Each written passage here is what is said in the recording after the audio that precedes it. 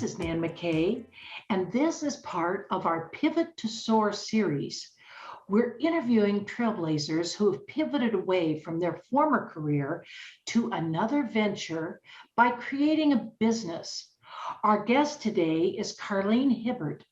Karlene is the founder and CEO of Onyx Marketing Mix, a webinar funnel boutique for coaches or consultants and online entrepreneurs who want to increase their conversions without increasing their advertising budget. So welcome, Karlene. Thank you so much. Thank you. Karlene, take us on your pivot journey. What was your career prior to pivoting, and what business are you in?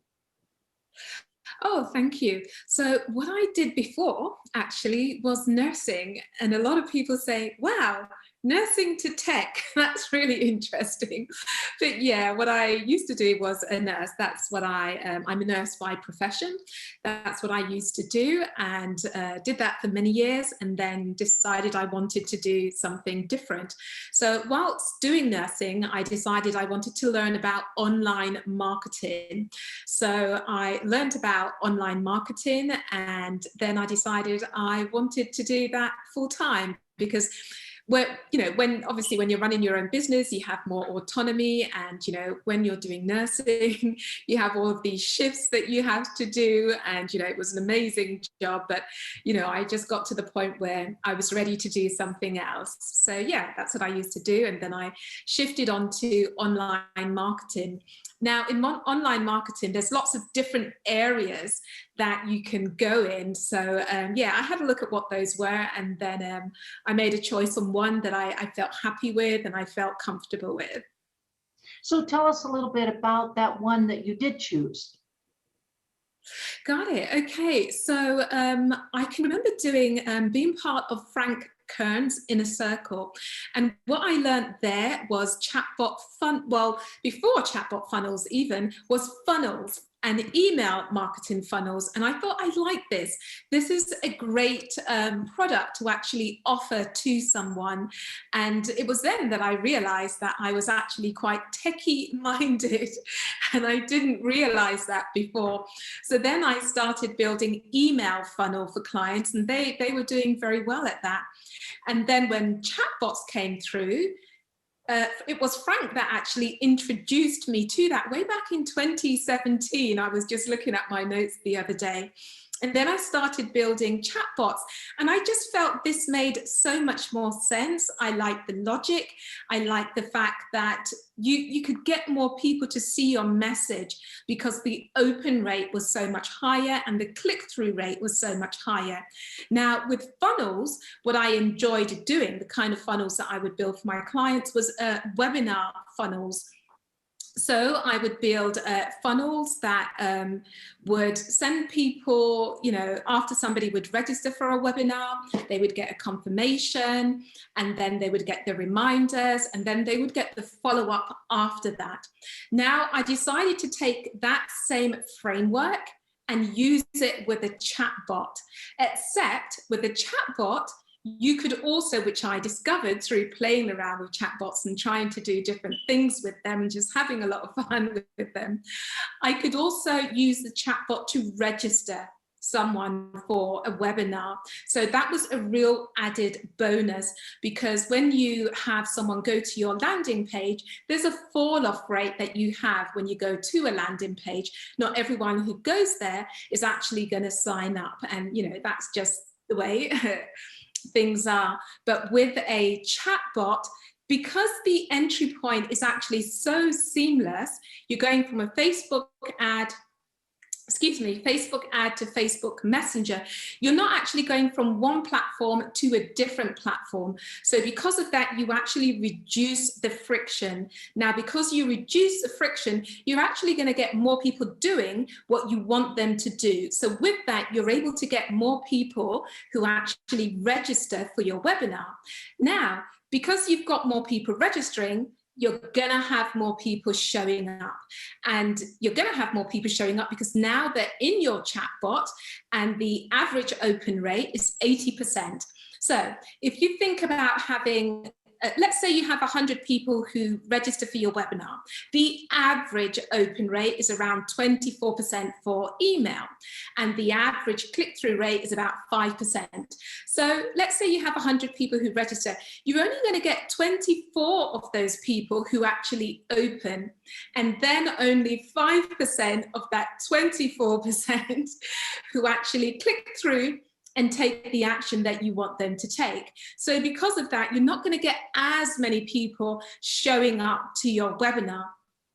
What you will have to do is at the beginning, at the front of the funnel, send more traffic in so that you've got more registrants and attendees. However, with a chatbot, let's say you have those same 100 people who register. When you send the reminder, more people actually see that reminder because you have a much higher open rate with Messenger. So more people are seeing that message. And then the click-through rate with that, 30% to 60%, and I've certainly seen higher.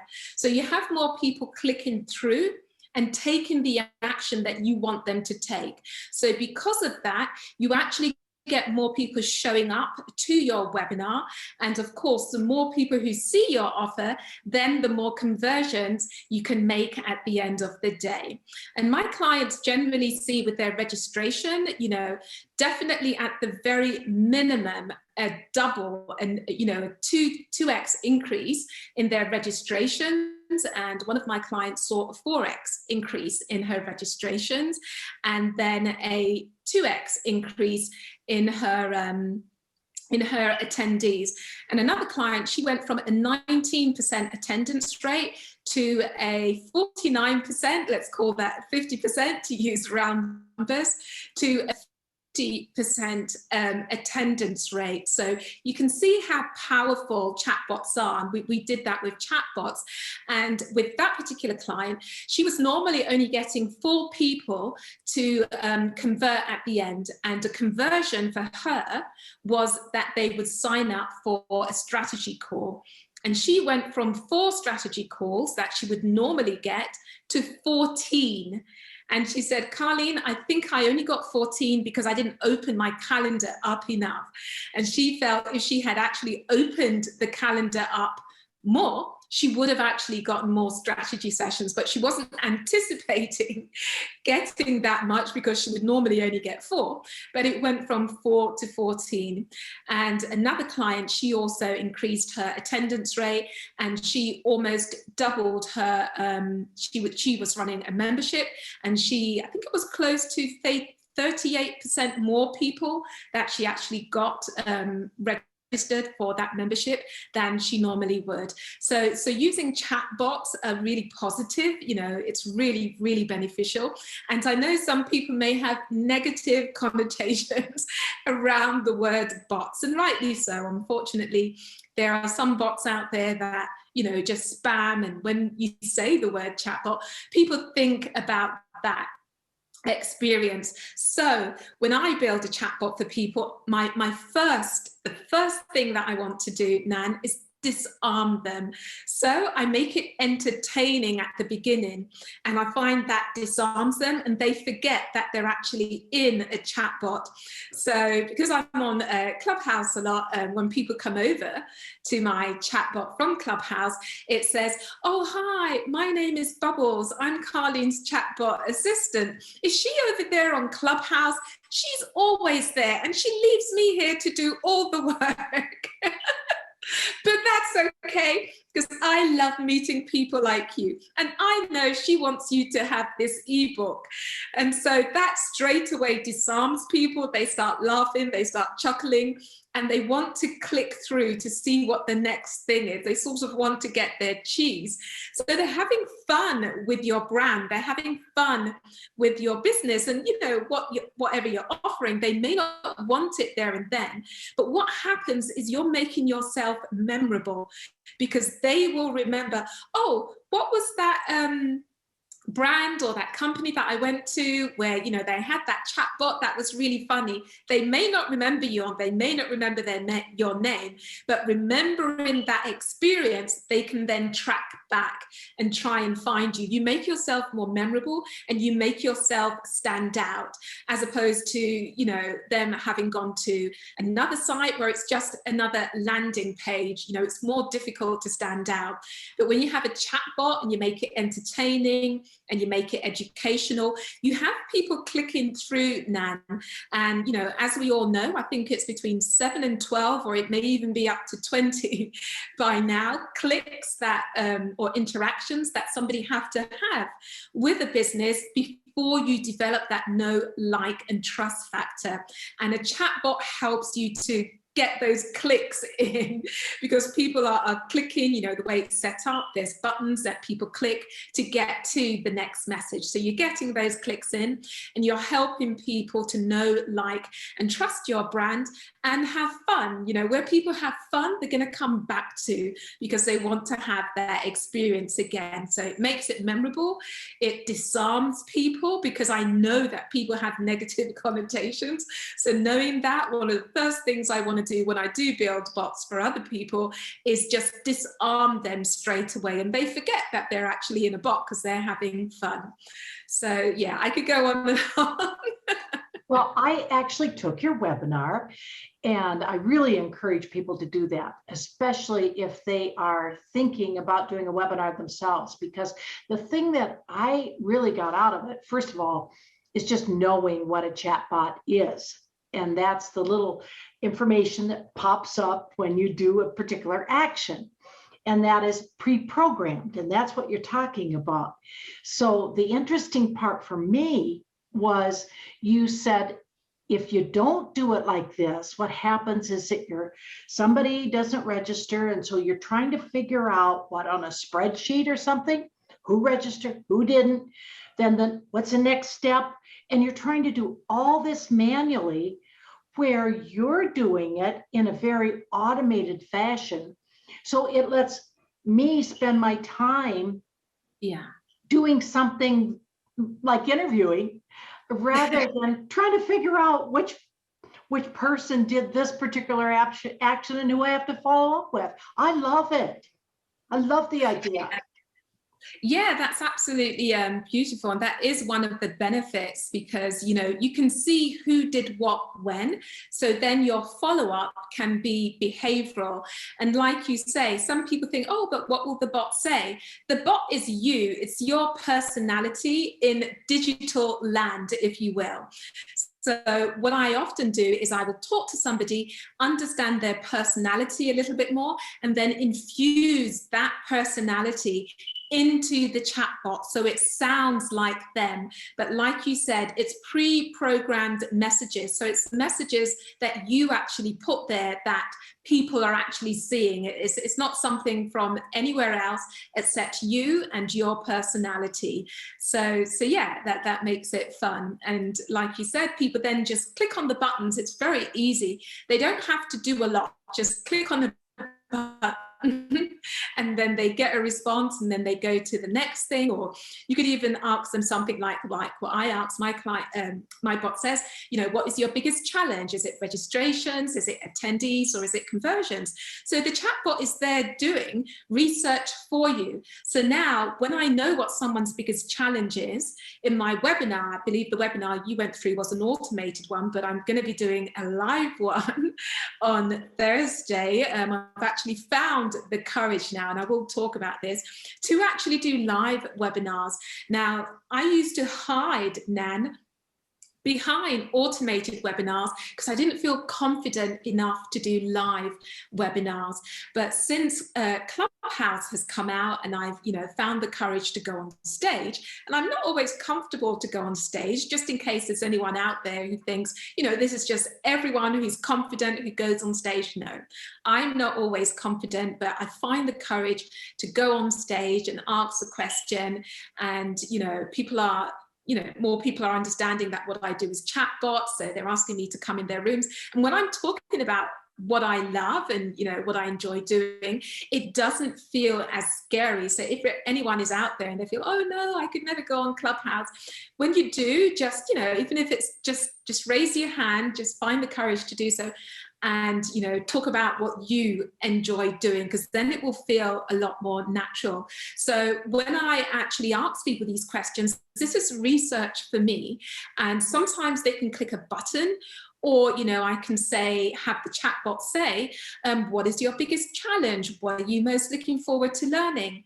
And that's all research for me, so that now when I do this live webinar, or even when I do an automated, I could change it. But definitely when I do this live webinar, I've got all of this information there. So I know now what it is that people are looking forward to learning, and I can make sure that those things are included in the webinar. So now when people come, they're going to be thinking, oh, Karlene asked me that question and it's going to be answered on the webinar. So they want to come. So what happens? You get more people showing up to the webinar. Or if you've asked them what their biggest challenge is, now you know, and you're going to address that in the webinar. So what do? They want to show up because they want to hear the answer to that. And then when you address them also, so I may say, oh, and Nan has this question, then, you know, that person feels valued. They feel heard by me. And when someone feels valued and feel heard, wherever they have that experience, they want to stay. So then that helps you to build that know, like, and trust factor with that person. And then the more likely to do business with yourself as opposed to someone else, because you've made them feel valued. And we all want to feel valued. We all want to feel heard. And wherever we have that experience, that's where we're most likely to stay. So, yeah. What advice would you have for someone thinking of quitting their job and starting a business? Okay, so I am sort of a bit of how would I describe this? I'm trying to think of a way to put it. It will probably come back to me later on. But yeah, if you're going to quit your job and start a business, you know, I would say, great, congratulations, great, fantastic. But I would also say, you know, make sure you have at least 6 months worth of salary aside, just so that it isn't so much of a pressure, maybe even 6 months to a year, if you can, salary aside, so that there isn't so much pressure there. And then if you try to do your figures, and, you know, these are things that I wish I had done beforehand. These are things you learn, because you learn as you go along, and you learn by your, I was going to say mistakes, but they're not mistakes, they're opportunities to learn. You know, because it takes the pressure off. So, you know, work out how much money you will need to survive for 6 months, and work out how many clients you will need to survive those 6 months or the 6 months beyond, and then put a plan in place to actually get those clients, so that, you know, you're not pressured thinking, oh, where is the next penny going to come from? And what you find is when you're so excited about what it is you do, you just jump in and then you do it. And you may think about these things later on. So if I were to do things again, those are some of the things that I would actually sit down and do. So I don't want people to think I got it right at the beginning and I did all the right things. No. And I have had to learn from those mistakes. But excuse me, life is all about learning. As long as you learn from those mistakes and move forward, that's fine. So don't be afraid to make mistakes, because some of the biggest lessons you're going to learn is from making mistakes. And a book that I read, Nan, some time ago, a friend of mine gave it to me, and she says, Karlene, I think you'll really enjoy this book. It just reminds me of you. Not sure why. And I think this was even before I was considering starting a business. And it's called Losing My Virginity by Richard Branson. And in that book, he spoke about the ups and the downs of business. So as successful as Richard is, he had a lot of ups and downs. So we will all have a lot of ups and downs. So when that happens, don't be surprised. Don't beat yourself up. Don't say, I should have, because we're learning. And, you know, just allow yourself that time to learn. As long as you learn from what may not have gone the way you wanted it to. It's data. So now you know not to do it that way next time. And who was it that invented the light? Was that Edison? Yeah. Exactly. I mean, look how many times he did, experiments before the light actually worked. And it was data. It was data saying, right, okay, no, this is not the way to do it. Let me try another way. No, that way didn't work. Here's another way. So, I would say I was someone who would beat myself up. And when things didn't work out, I would say, oh, you should have this and you should have that and you should have the other. But none of us are God. None of us have a crystal ball. The only thing we could do is move forward, take action, see what happens. If that takes us in the direction that we want to, great. If it doesn't, that was data telling you, okay, not that road, let me go down this road. So, that's something I would really, really want to share with people, not to beat yourself up, because I used to beat myself up a lot and I wasn't very fair to myself because, it's just data. Now I know not to do it that way, and I try not to think of it as a mistake. I say it was a learning opportunity. And I've had many learning opportunities. Yeah. I think we all have. So you decided to go into business. You decided which business you wanted to do, in essence. What were some of the first steps that you took to create your new business? Got it. Okay. So what I did when I discovered I wanted to do online marketing was I did a lot of courses. Whenever I want to go into something, my brain says, right, okay, you need to do a lot of training towards this. And then, do you know what happened? I then got into a cycle of doing course after course after course after course. And, I would say to anyone out there who finds themselves in that cycle, I would ask why. And it was only, after my having done quite a few courses, I'm like, why is it that you're doing another course? And why is it that you have done so many courses?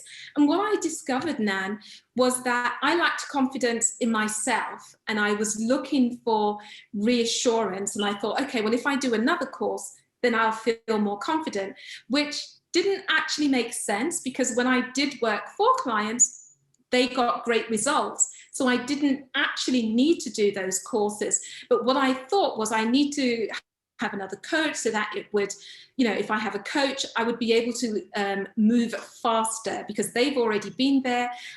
And, gaining their experience, I would be able to move faster. Now, it would have been nice if that was the case, but unfortunately, some of the coaches that I worked with didn't actually help me in that respect. And looking back, instead of moving me forward, I think they actually moved me back because now you have to learn their way. So you're always at the starting point, learning someone's way. And, it was maybe a year ago that I said, you need to stop doing these courses and you need to ask yourself, why is it? And that's what came up. And I felt sad that that's what I thought about myself, that, actually I didn't have enough confidence in myself and I was looking for this validation in doing other courses. But again, I stopped myself from beating myself up and I said, but now it was just a mirror for you to see where you were. And that's what you got from that. And that was important for me to see you have enough knowledge, you can do this. Yes, it's good to have coaches because it's always good to have the right coach, let me put it that way. Someone who can take you further along in your business, someone who has actually taken that path and has given you the right direction. And it kind of took me time to discover who was the right coach for me. But I would definitely say have a coach. And, I always think about Usain Bolt. And, he has a coach, he has a team, Richard Branson has, I'm sure he has coaches, he has a team. None of us can do this by ourselves. Everyone, most people who have done really well, they have people supporting them. And I remember watching a documentary on Usain Bolt and Usain, his coach was there training him. And he said, oh, coach, I didn't get a good start. And the coach said something to him that I would never, never forget, because it was just so significant. And he said, Usain, you will never have a good start because of your height. Because, you know, I think he's 6'6", crouching down like that and then trying to speed ahead isn't possible for someone who's that tall, because one knee goes in that direction and the other knee goes in the other direction, whereas you and I, our knees would go in that direction. But when he is erect, when he is upright, no one can catch him because his legs are so long and he's so fast. He's taking up more space, you know, more ground each time he runs. So his race was not run from the start, you know, from the starting point, whereas for some people it is. His race, and I think when you do the 100 meters there, it's split up into 4 quarters. His race is run in the second quarter or the third quarter, because he just runs like lightning, Usain Bolt, and nobody can really catch him. And, you know, I think people try to be good at everything. For him, he was trying to be good at every point of that race, and it wasn't possible. And his coach recognized that and told him, don't put your focus there. That is not where you will win the race. You will win the race when you are upright. So you just focus on not starting before the gun goes off. And when you're upright, you know, you just run, you just do you. And I just found that really, really fascinating, because you do have some coaches, and I did have a coach that said to me, do Facebook Lives. It's not something that I like doing. And I would do it, and I wouldn't do it well, and it didn't convert. You know, I didn't get any clients from it. And, you know, there was another coach that I had, and I said, I don't like doing Facebook Lives. And that person says, okay, don't do them. And I was taken aback, because I thought they were going to say, oh, you need to do them. She said, no, don't do them. What do you like doing? And that, you know, that was for me the sign of a good coach, that, you know, the coach that said that to me. Because when you do what you enjoy, you'll do it well. If you do something that you don't enjoy, you won't do it well. And saying that, the advice I would give to somebody now that I wish I had was, if there's something that you don't enjoy doing, don't do it. Give it to someone else. If there's a skill set that you don't have or that you don't enjoy doing, give it to someone else, because you can try and do it. It will take you longer and you won't do it as well. Whereas if you outsource that to somebody, and I know at the beginning, you know, it's not always, you know, everyone may not be able to outsource that.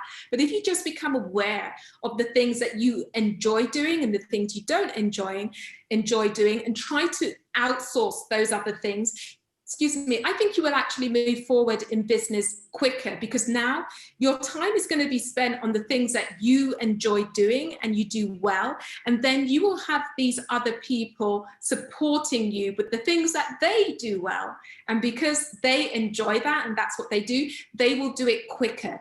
So now these things are supporting you in your business, as opposed to you trying to be head cook and bottle washer. And you will have some coaches who will tell you to do that, but that's actually really, really difficult to do.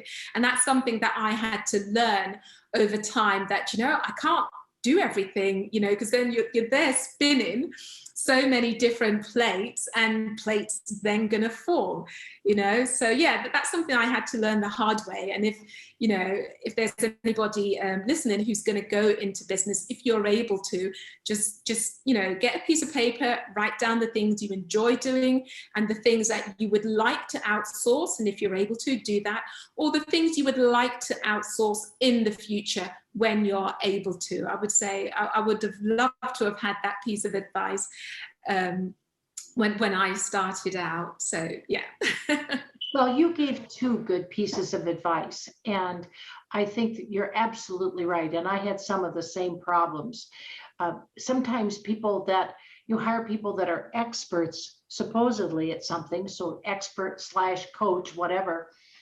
But the reality is, if you really don't know what it is you need, then it's very difficult to hire the right person. And then the second thing I found is that you're really right on getting other people to help you. And you've got to be careful, because if you put employees on and you pay more than $600, now you've got to start withholding, you've got to start doing a lot of different things. So Fiverr and Upwork, do you use them at all? I mean, I found them great. Yeah, I used Fiverr at, I can remember using them at the very beginning for doing things like graphics, because, that's not my skill set at all.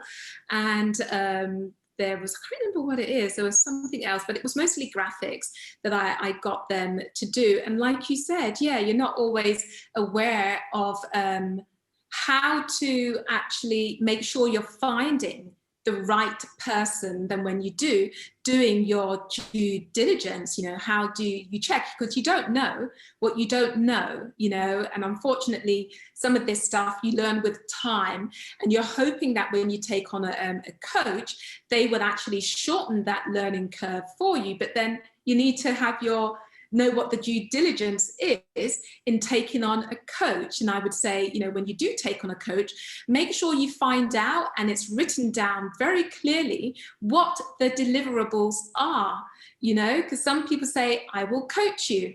And I'm like, okay, but what does that mean? What am I going to get at the end? Oh, well, your business will grow. Okay, but what is it that you're going to do? Now, I didn't have the knowledge and the experience to be able to do that at the time. That's something that I've learned, and that's something that I do now. Okay, I need to see clearly what the deliverables are here. So, that's one piece of advice I would definitely say to someone who's thinking of taking on a coach, and definitely do, because, we need other people who are experts in their area to help us in our business, but make sure that that person outlines clearly what the deliverables are, what they're going to get when they work with you. How did you find your first customer? It was, how was that? I think it may have actually been a referral, because I used to do a lot of networking over here in England. There's different networking clubs that you have. I used to do networking there. And then when you would do work for somebody and they were happy, then they would refer you. So I would say it was a lot of referrals, but and then I would do Facebook ads, and I would get clients that way as well. Referrals are great because they're easier to close, because you come highly recommended. They usually just want to see if they like you to actually work with you, because they've actually seen the results that you've gotten for someone else. But you can't rely on referrals, because you're actually relying on somebody else to run your business for you. You're waiting for them to send referrals over, and they've got their business to run. And some of the other ways of doing organic, what they call organic marketing, which is where you post on social media.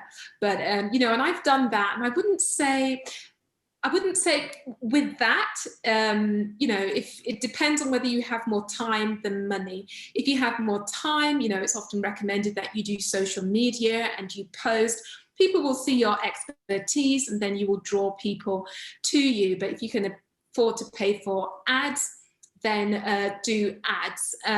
But even when you do organic, it is a skill, it's a skill set, and you need to have someone to do your graphics. You need to have someone to then do your copy. You need to have someone to schedule for you. It's actually quite a lot of work. And in my opinion, it can appear as though, that's the better thing to do, because you're not spending money, but you're spending time. And time is money. So you may feel as though you're saving time, but the time that you're taking to prepare all of those graphics, prepare the copy, and then schedule it, that's a lot of time as well. So, which I didn't really think about.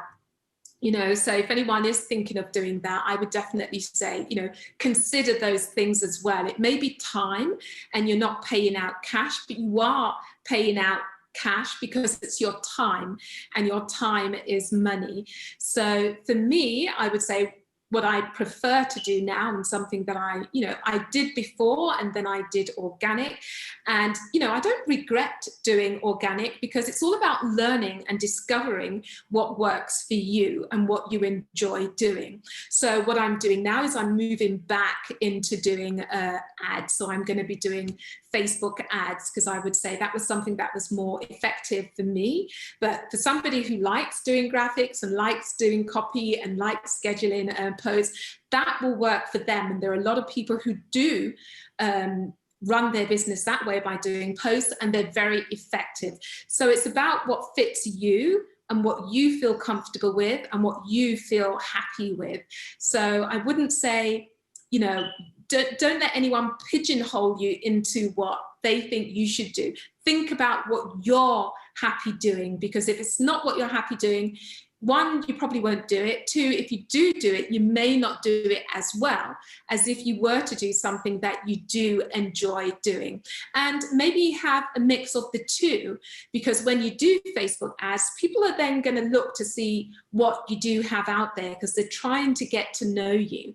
So having some posts, out there where people can go and see what you're posting and get to know you that way, that's also good. So I would say the two is good, but definitely have a balance between the two, and definitely sort of veer towards whichever one you feel more comfortable doing and whichever one you feel you're best at, and then test and see which one is actually bringing you more results. And I would say what I'm going to do, although I'm going to veer more towards ads because I've been doing a lot of posting recently, definitely have a bit of the two, maybe have a balance between the two, or veer more towards one or the other, depending on what you like.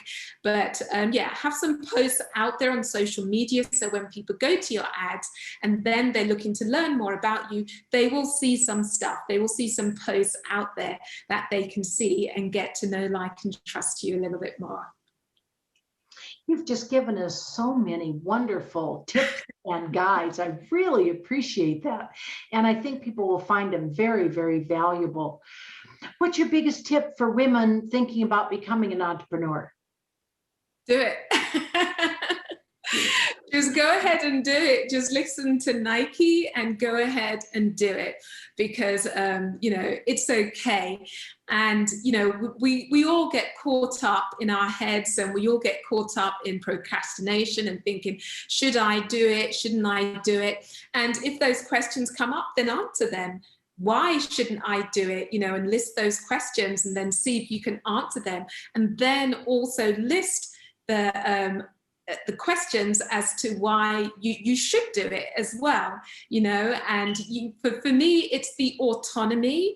For me, it's being a role model to other women and other women that look like me, people who are of I'm of an Afro-Caribbean background, people who are, other Black people, other young women especially, because what I do is I build chatbots, and I'm very into tech, so I'm always integrating different things into chatbots. So I want other women to be able to look at me and see, oh, Karlene does it, and that's tech, so I can. So being able to inspire other people, because you never know who's looking at you, and they'll think, yes, I can, because that person has done it. So I'm not sure if I answered the question there. I think I went off on a little bit of a tangent. Oh, you did a great job. I just have one last question for you. What do you like best about being an entrepreneur yourself?